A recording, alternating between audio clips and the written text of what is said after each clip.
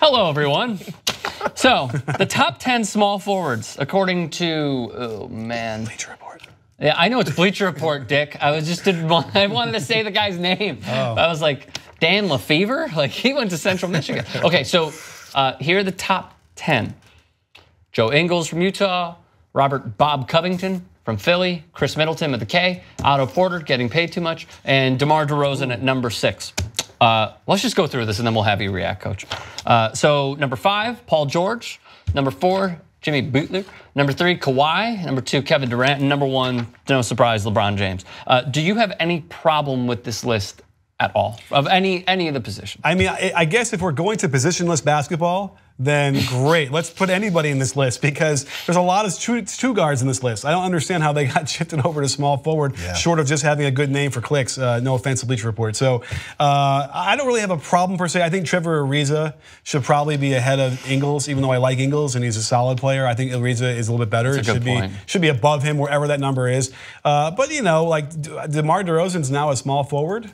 You know, there's at least a couple other people. Break that down. Like that doesn't make sense. Right. I'm already forgetting now who there was at least one other guard in that list who it was like it's a shooting guard. Let's see here in the bottom half of that.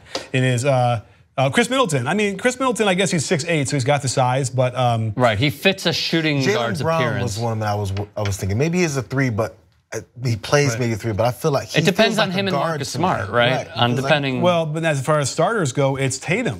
Tatum is playing the 2, and he easily could be in that conversation. He is that good now, and I'm embarrassed that I didn't see it. Sorry, Duke, but man, Jason Tatum is a nightmare because he's about 6'8", 6'9", and they cannot deal with him on offense.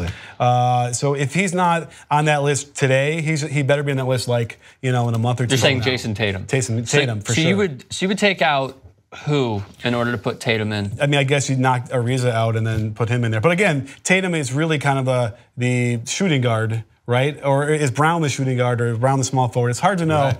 I don't know. I mean, just real quick, a thought to think about. Could you give me your top 5 while JR is going? Because I'm curious who your top 5 small forwards are. You don't have to say it right now if you got to think about it. Okay, well, I mean, certainly we have LeBron and KD. Kawhi is in there, and I don't think he deserves to be in there. He hasn't played this year. Right, it depends on how you're looking at it. Right. Clearly, how they're doing it is this season. So it doesn't necessarily make sense then. Right, because it's not, right, it would be this season, but it's not because, I mean, Kawhi obviously is getting in on his good looks from all his other years. So that's a problem to me. He shouldn't be on that list. Okay, so your 5 would be LeBron, KD. Who's your 3? Oh my goodness gracious, where are we going from there? The world is your oyster, my friend. Covington out there. Otto, you love Otto. Yeah, but Otto is so overpaid. They had Otto at 7. Middleton. Where's he? So they had LeBron, KD. Well, here's the question: do you put Jimmy Butler as a small forward? Oh, right. Well, because then is Andrew Wiggins? Yeah, again. Jesus. I don't know, and like you can look at Basketball Reference to see like how they decide. But again, how do they decide? Especially the 2-3 and even the 3-4. A lot of times, it's like who's which. Because I bet you Butler plays power forward a lot of the time in those small ball lineups. Could when Taj Gibson is at the center. Yeah. So it's like I don't know anymore. By the way, this might be a funny conversation for people like 6 years from now, where they're like, what's a small forward? Right? Or they might even be like, why are they even debating this? Is not a thing. We just talk about the best players. Sure. Or you go wing and big, right? Or small wing and big. I'd be fine with that too. And then just leave the point guards on an island on their own, because like what a point guard is. No, but do we? Does Chris? I mean, I know that Tyus Jones is a point guard. Right. Tyler Jones. But like, does Chris Paul play the same position as Russell Westbrook? It depends on it's totally subjective. It depends on your definition. Yeah. Like if we're talking about a classical like Pistol Pete bringing the ball up and dropping dimes, yeah, in a way, because both assist numbers are high, but like they're, not to be redundant, but the way that they drive to the basket, not necessarily. No, the shots that they take, not necessarily. I mean, different role. I mean, is Rajon Rondo the same position as Steph Curry? Like they play different positions, right? It doesn't. So it's like, but yet they're going to lump them in together. That's like comparing Dirk to like Al Jefferson.